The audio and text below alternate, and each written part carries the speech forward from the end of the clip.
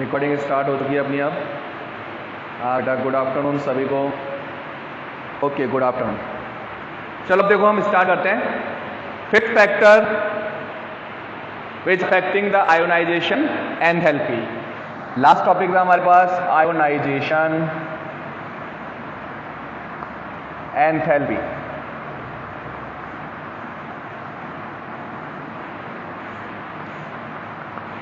Okay, fifth factor था stability of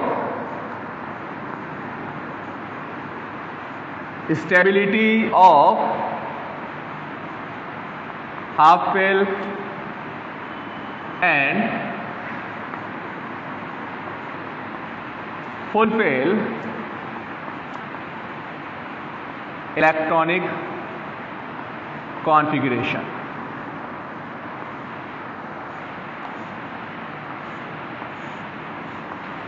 देखो half fill और फुल फिल इलेक्ट्रॉनिक कॉन्फ़िगरेशन जो होता है वो नियरेस्ट इलेक्ट्रॉनिक कॉन्फ़िगरेशन कंपैरिजन में मोर स्टेबल होता है।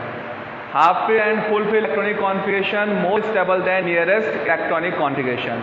और जिसके अंदर स्टेबल इलेक्ट्रॉनिक कॉन्फ़िगरेशन होगा वो ऑलरेडी स्टेबल है, तो अपनी स्टेबिलिटी को मेंटेन करता है वो, इसलिए इजीली ना तो इलेक्ट्रॉन को रिलीज करेगा, हाँ वीडियो आ जाएगी, ना तो इलेक्ट्रॉन को इजीली रिलीज करेगा ना इलेक्ट्रॉन को गेन करता है। ठीक है, जो ऑलरेडी स्टेबल है वो अपनी स्टेबिलिटी को मेंटेन करेगा। इलेक्ट्रॉन रिलीज कर देगा तो अनस्टेबल हो जाएगा, एक्स्ट्रा इलेक्ट्रॉन गेन करेगा तब भी क्या होगा, अनस्टेबल हो जाएगा।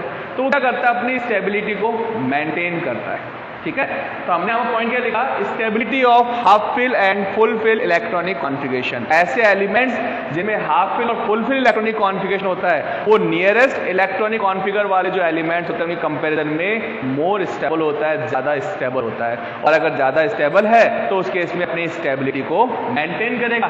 स्टेबिलिटी मेंटेन करेगा इट मींस इजीली इलेक्ट्रॉन को रिलीज नहीं करेगा। तो ऐसे जो कॉन्फ़िगर होते हैं अपने पास एलिमेंट का, उनका आयोनाइजेशन एंथैल्पी की वैल्यू हाई होता है। तो हम क्या लिखें, half fill and full fill electronic configuration proportional to stability, ज्यादा स्टेबल होगा, प्रोपोर्शनल टू आयोनाइजेशन एंथैल्पी। तो हम क्या नोट करेंगे, नोट करो इसमें, एलिमेंट विच हैव आईपी हमेशा पॉजिटिव होगा बेटा, क्योंकि जब भी हम इलेक्ट्रॉन डोनेट करते हैं, इलेक्ट्रॉन गिवन करते हैं, तो उस केस में एंथैल्पी का वैल्यू हमेशा पॉजिटिव होता है। अगर किसी केस में एनर्जी रिलीज होता है देन इट्स एक्सोथर्मिक प्रोसेस, और उस केस के अंदर एनर्जी के साइन नेगेटिव आता है। यहां पर आयोनाइजेशन एंथैल्पी पॉजिटिव एनर्जी होगी। ठीक है, तो नोट करो, elements which have half fill or full fill electronic configuration, elements which have half fill and full fill electronic configuration, half fill and full fill electronic configuration are more stable than nearest electronic configuration, more stable than nearest electronic configuration. Therefore the ionization enthalpy of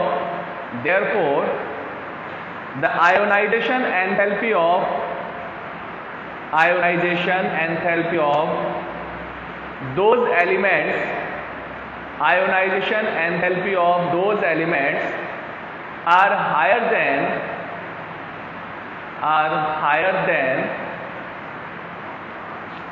their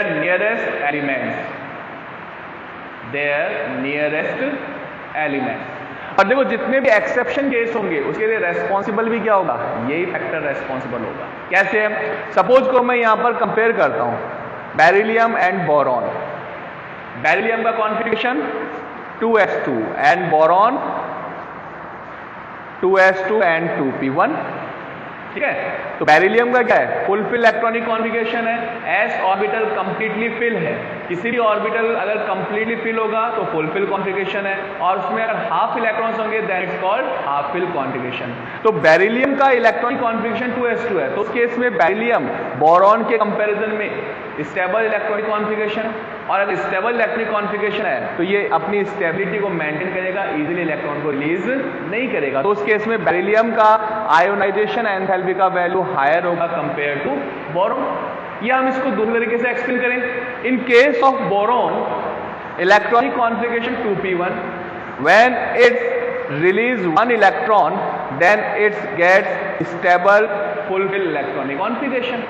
ठीक है, 2p1 है तो अगर easily electron को release कर देगा तो stable configuration gain कर लेगा, और स्टेबल कॉन्फ़िगरेशन गेन करने के लिए क्या करता है, ये इलेक्ट्रॉन को इजीली रिलीज कर देगा, यानी कम अमाउंट में एनर्जी की रिक्वायरमेंट होगा। ठीक है, so ionization enthalpy of beryllium is greater than boron. ठीक है, सेम केस हम किसको एक्सप्लेन करें, nitrogen and oxygen. Nitrogen and oxygen, अब देखो नाइट्रोजन और ऑक्सीजन को अगर हम केस में लें यहां पर, तो नाइट्रोजन का इलेक्ट्रॉनिक कॉन्फ़िगरेशन क्या आएगा, electronic configuration of nitrogen 2p3 and electronic configuration clear नहीं है, वीडियो क्लियर नहीं आ रहा है, ये लो थोड़ा सा इसको जूम कर दिया मैंने, अब बताओ जूम करने के बाद भी नहीं आ रहा क्या, कोई दिक्कत नहीं है कार्तिक, आपको इसका वीडियो मिल जाएगा, आप वीडियो देख लेना।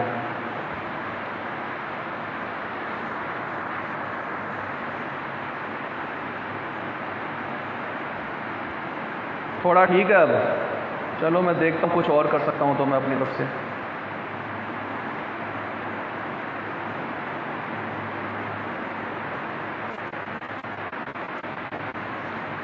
अब बताइए,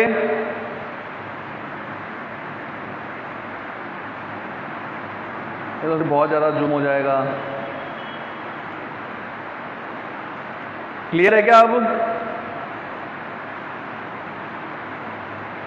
क्या कर सकते हैं बेटा, मेरी क्लास में क्लियर नहीं आ पा रहा है तो अब इसका क्या कर सकते हैं बताओ।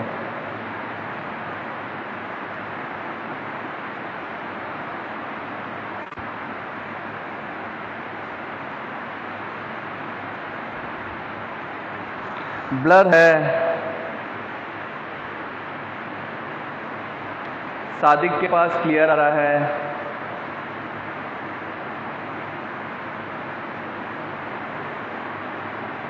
बेटा मेरा टाइम जो है वो यही अलॉट कर रखा है मेरे को,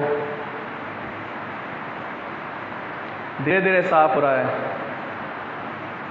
अंशुल का ब्लर है, क्लियर है, ब्लर है, क्लियर है।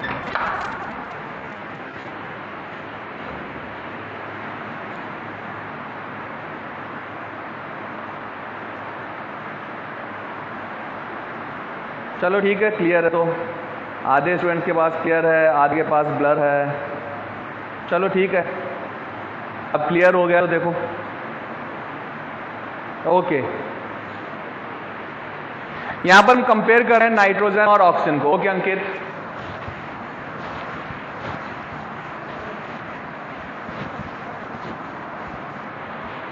देखो नाइट्रोजन ऑक्सीजन का कंपैरिजन करें, nitrogen and oxygen, electronic configuration nitrogen 2p3 means half fill configuration है, 3 electrons 1 2 and 3 half fill configuration, but in case of oxygen electronic configuration 2p4। ठीक है, तो उस केस में क्या होगा, अपने पास जो हाफ फिल कॉन्फ़िगरेशन है मोर स्टेबल होता है नियरेस्ट कॉन्फ़िगरेशन कंपैरिजन में। So electronic configuration of nitrogen is more stable than electronic configuration of oxygen, और मोर स्टेबल कॉन्फ़िगरेशन है तो उस केस में इलेक्ट्रॉन इजीली रिलीज नहीं करेगा, it means ionisation enthalpy of nitrogen greater than oxygen. तो ये सब एक्सेप्शन केस जो है वो किस पे डिपेंड कर रहा है, जो हमारे लास्ट फैक्टर है, फिफ्थ फैक्टर है, half fill stability of half fill and full fill electronic configuration, उस पर डिपेंड कर रहा है। ओके, तो ये हमारे पास फैक्टर कंप्लीट हो गया। नेक्स्ट हमारे पास है periodic trend.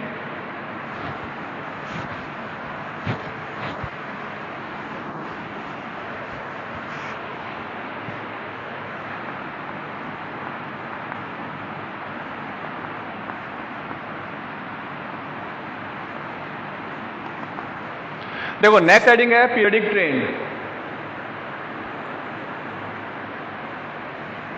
In period, when move left to right, then increases nuclear charge, then increases nuclear charge, and also increasing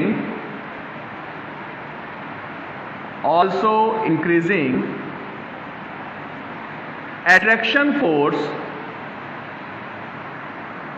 between nucleus and outermost electron,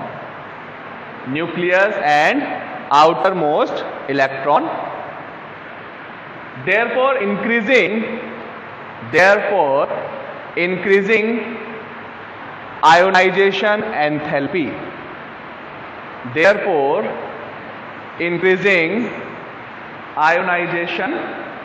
enthalpy, ठीक है। देखो पीरियड में लेफ्ट टू राइट मूव करते हैं, तो left right move करेंगे तो continue number of protons increase होगा, न्यूक्लियर चार्ज इंक्रीज होगा, और अगर न्यूक्लियर चार्ज इंक्रीज होगा तो इलेक्ट्रॉन के साथ जो अट्रैक्शन फोर्स है ये इंक्रीज होगा।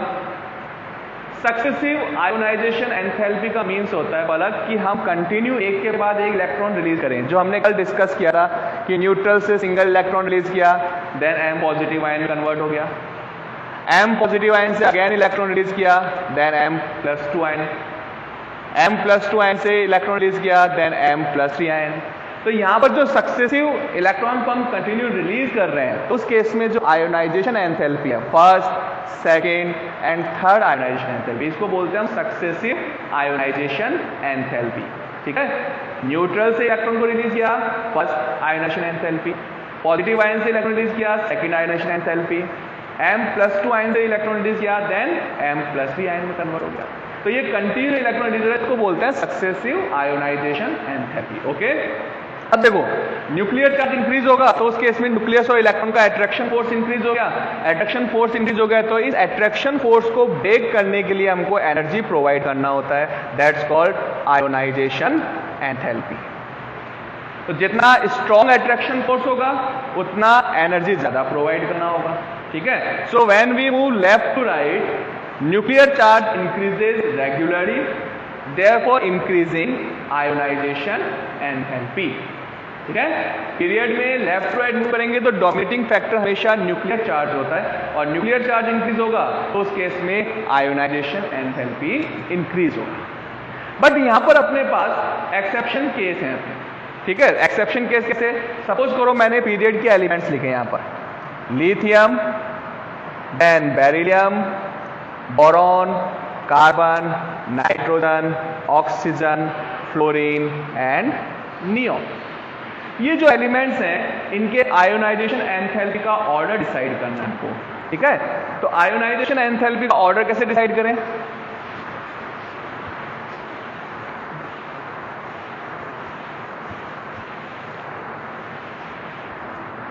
When we move left to right, then ionization enthalpy क्या होगा? इंक्रीज होगा।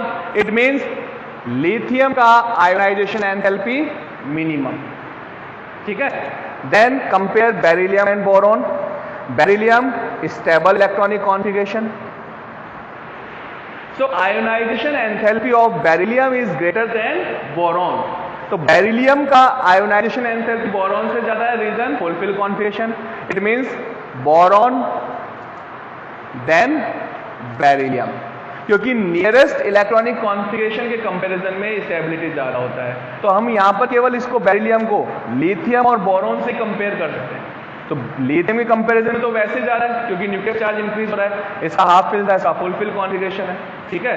तो दोनों स्टेबल कॉन्फिगरेशन है, बट यहां पर नंबर ऑफ प्रोटॉन ज्यादा है, इसलिए लिथियम के कंपैरिजन में इसका स्टेबिलिटी ज्यादा है, ठीक है। बोरॉन के साथ कंपेयर करें तो बोरॉन के कंपैरिजन में स्टेबल इलेक्ट्रॉनिक कॉन्फिगरेशन है, इसलिए बोरॉन से भी क्या होगा, इसका आयोनाइजेशन एंथैल्पी ग्रेटर होगा, ठीक है। अब आप ये नहीं कह सकते कि सर लिथियम का हाफ फिल है, बोरॉन का जो है 2p1 कॉन्फ़िगरेशन है, तो लिथियम मोर आयोनाइजेशन एंथैल्पी होना चाहिए, बट ये पॉसिबल नहीं है। रीजन, क्योंकि इनके बीच में डिस्टेंस ज़्यादा है। हमने केवल क्या कहा है, नियरेस्ट के लिए बात की है, ठीक है। तो बेरिलियम का आयोनाइजेशन एंथैल्पी बोरॉन के कंपैरिजन में हायर होगा, तो ऑर्डर आ गया lithium then boron then beryllium. Next, left right move कर रहे हैं, न्यूक्लियर चार्ज इंक्रीज हुआ, इट मींस कार्बन का आयोनाइजेशन एंथैल्पी बेरिलियम से हायर होगा। नेक्स्ट क्या आएगा अपने पास, nitrogen and oxygen. Nitrogen half fill configuration है, more stable than 2p4 configuration, so ionization enthalpy of nitrogen is greater than oxygen. तो अगर नाइट्रोजन का आयोनाइजेशन एंथैल्पी ऑक्सीजन से ज्यादा है तो ये आगे ऑर्डर अपने पास। Then fluorine and finally neon. अब देखो यहां पर नियॉन इनर्ट गैस है, इसका रेडियस भी मैक्सिमम है और इसका आयोनाइजेशन एंथैल्पी भी मैक्सिमम है। तो इसका रीजन क्या है, because neon is inert gas and it's complete it's octet, इसका ऑक्टेट कंप्लीट है, इसके आउटर मोस्ट के अंदर 8 इलेक्ट्रॉन्स है, तो ये सबसे ज्यादा स्टेबल कॉन्फ़िगरेशन होता है, ठीक है। तो इनर्ट गैसेस का आयोनाइजेशन एंथैल्पी पीरियड में मैक्सिमम होगा, ठीक है। तो पीरियोडिक ट्रेन हमने बात किया, लेफ्ट राइट में बनेंगे, आयोनाइजेशन एंथैल्पी इंक्रीज होगा। बट ये जो एक्सेप्शन केस है ये हमने डिस्कस किए थे हाफ फिल फुल फिल के बेसिस पे, तो फटाफट नोट कर लो, मैं नोट करवा देता हूं एक्सेप्शन केस, नोट करो। एक्सेप्शन हेडिंग डाल के नोट करना। Beryllium has higher ionization enthalpy than boron. Beryllium has higher ionization enthalpy than boron due to stable full-fill electronic configuration. Due to stable full-fill electronic configuration, bracket में note करना 2s2, 2s2. Same as when we move nitrogen to oxygen, same as when we move nitrogen to oxygen, then ionization enthalpy of nitrogen, ionization enthalpy of nitrogen greater than oxygen,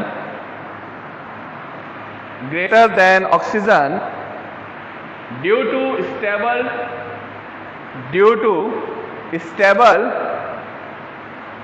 half fill electronic configuration, stable half fill electronic configuration, half fill electronic configuration 2p3 configuration, ठीक है। तो nitrogen का half fill electronic configuration है और oxygen का 2p4 है, तो उस केस में नाइट्रोजन का आयोनाइजेशन एंथैल्पी ऑक्सीजन से ग्रेटर हो गया। Last, ionisation enthalpy of inert gases, ionisation enthalpy of inert gases, ionisation enthalpy of inert gases are maximum in their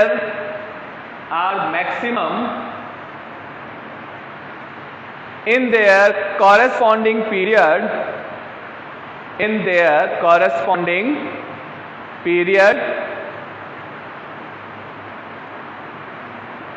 because these elements complete their octet,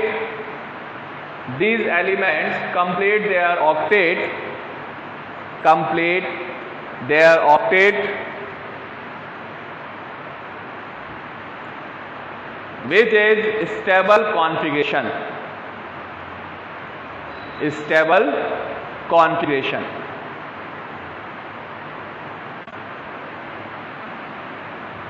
बिल्कुल बेटा, exception है, हर period में exception आएंगे, तो आपको क्या करना होगा, इलेक्ट्रॉनिक कॉन्फ़िगरेशन के बेसिस पे बात करनी होगी। अब देखो क्वेश्चन क्या आता है, ये बोल सकते हैं इसके अंदर क्वेश्चंस को, group 15 elements have higher ionization enthalpy than group 14 element and group 16 elements. Why? तो नाइट्रोजन और ऑक्सीजन को चेंज करके अपन ने क्या कर दिया, डायरेक्ट ग्रुप के बेसिस पे बात कर ली। तो हम क्या लिखेंगे, because in group 15 elements have half fill electronic configuration which is more stable than electronic configuration of group 16। ठीक है, therefore its ionization enthalpy greater than Np4 configuration. तो ग्रुप 15 के एलिमेंट कौन कौन से आ गए, नाइट्रोजन, फास्फोरस, ठीक है, आर्सेनिक, और ऑक्सीजन, सल्फर, सेलेनियम। तो इन दोनों कंपेयर करना पड़ेगा अपने को इस तरह से। ठीक है, ऐसे अपने पास जो है सेकंड ग्रुप के एलिमेंट आ गया, लिथियम, बेरिलियम, मैग्नीशियम, कैल्शियम, और यहाँ पर क्या आ गया अपने पास, बोरॉन, एल्यूमिनियम, गैलियम। ठीक है, तो यहाँ पर जो एक्सेप्शंस हैं इनको अपने को समझना होगा इलेक्ट्रॉनिक कॉन्फ़िगरेशन के बेसिस पे। ठीक है, अच्छा एक टाइप का क्वेश्चन और देखो कैसे आ सकता है अपने पास। बिल्कुल एक्सेप्शन तो नोट्स में करना ही है, क्वेश्चन ही एक्सेप्शन बेस पे आएंगे बेटा। ठीक है, क्योंकि देखो हमारे पास इनके जो एप्लीकेशंस हैं वो तो अपने एनसीईआरटी में है नहीं। एप्लीकेशन जो होते हैं इनके की आयनाइजेशन एंथैल्पी क्या यूज में आते हैं, उसके क्या क्या एप्लीकेशंस हैं, वो एनसीईआरटी में है नहीं अपने पास। आरबीएसई बोर्ड के अंदर पहले थे एक्सेप्शन केसेस, एप्लीकेशंस, अब इसमें से तो हटा दिया अपने पास। तो एनसीईआरटी में नया सिलेबस जो आया है एनसीईआरटी का, चाहे आरबीएसई हो चाहे सीबीएसई हो, तो एनसीईआरटी सिलेबस के अंदर एप्लीकेशंस नहीं है। जितनी भी प्रॉपर्टीज हैं, ionization enthalpy, electron gain enthalpy, electronegativity, इन सब के एप्लीकेशंस होते हैं जो बहुत इंपॉर्टेंट एप्लीकेशंस हैं, बट अपने पास एनसीईआरटी में नहीं है ये सब चीजें। तो एप्लीकेशंस हैं नहीं अपने पास, बचा क्या अपने पास, इनके जो ऑर्डर हैं इनके ऊपर बेस्ड क्वेश्चन बन के आएंगे अपने पास। ठीक है ना, तो ये ऑर्डर और एक्सेप्शन केस जो है वो सबसे इंपॉर्टेंट है, ध्यान रखना। एक्सेप्शन केसेस पे ही क्वेश्चन बन के आते हैं।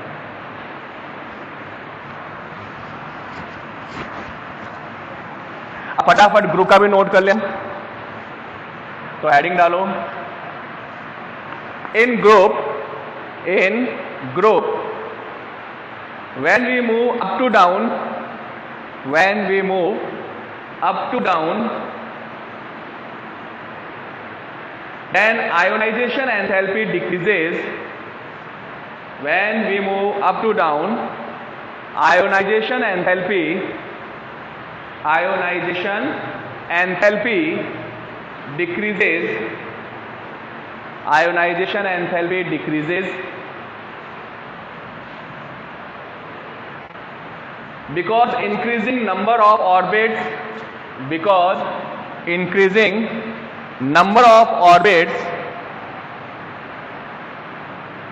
and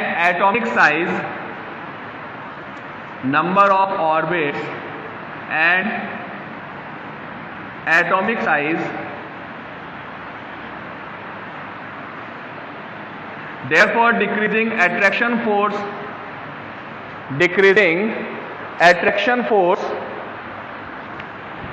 between nucleus to outermost electron,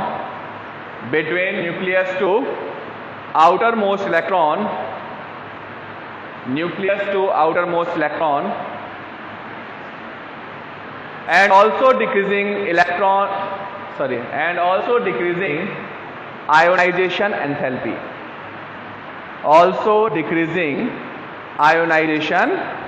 enthalpy. ठीक है, तो ग्रुप में अप डाउन मूव करेंगे, आयोनाइजेशन एंथैल्पी कंटिन्यू डिक्रीज होगा। रीजन क्योंकि डिस्टेंस इंक्रीज होता जा रहा है, और डिस्टेंस इंक्रीज होगा तो यहां पर अट्रैक्शन फोर्स जो होता है वो डिक्रीज होगा। वापस रिपीट करें, when we move up to down in group, then increasing number of orbits and atomic size, atomic size, and decreasing attraction force between nucleus to outermost electron,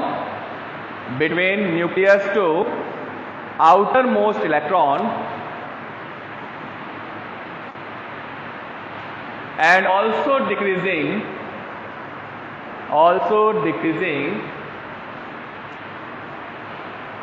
ionisation enthalpy. ठीक है, तो ionization enthalpy continue decrease हो रहा है। उसका reason क्या है अपने पास, क्योंकि डिस्टेंस इंक्रीज होगा, अट्रैक्शन फोर्स वीक हो गया, तो थोड़ा सा एनर्जी प्रोवाइड करते इलेक्ट्रॉन बाहर निकल जाएगा। ओके, अच्छा ये बताओ कि अब अपने पास जो बोर्ड है वो क्लियर दिख रहा था आप लोगों को? दोबारा जब अपने कुछ चेंजेस किए उसके बाद बोर्ड क्लियर था या ब्लर था अभी भी?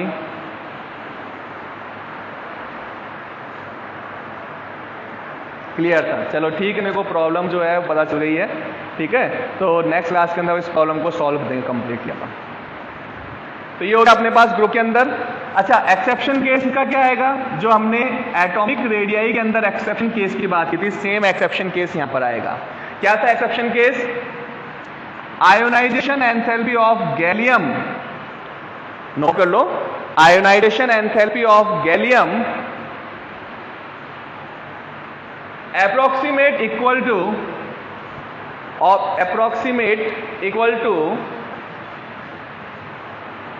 ionization enthalpy of aluminium.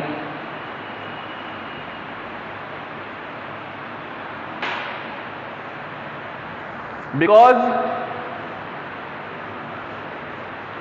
when we move aluminium to gallium,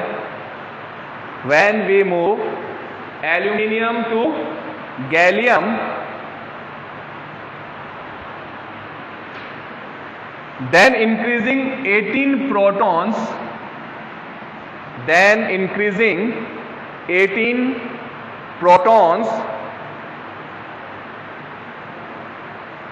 with increasing one orbit,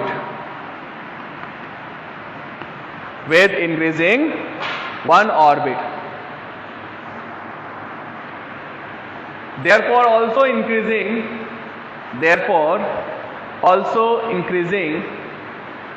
nuclear attraction